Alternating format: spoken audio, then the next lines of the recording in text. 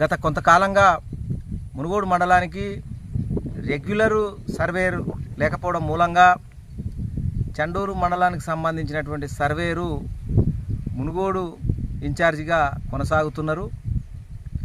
దీంతో చండూరు సర్వేరుకు అదనపు పనిభారంతో పాటుగా ఇటు చండూరు మండలం అటు మునుగోడు మండలానికి సంబంధించినటువంటి వ్యవసాయ రైతులు భూ కొలతలకు సంబంధించినటువంటి విషయమై పెండింగ్లో ఉంటున్నాయి.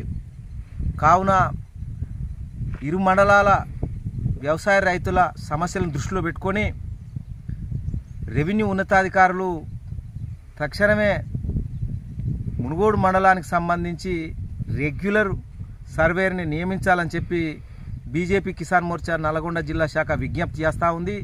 ఈ మేరకు ఈరోజు చండూరు ఆర్డీఓ గారికి వినతి పత్రం అందజేయడం జరిగింది. త్వరలో ఇటు సమస్యకు పరిష్కారం లభిస్తుందని చెప్పి ఆశిస్తూ ఉన్నాం. Thank you.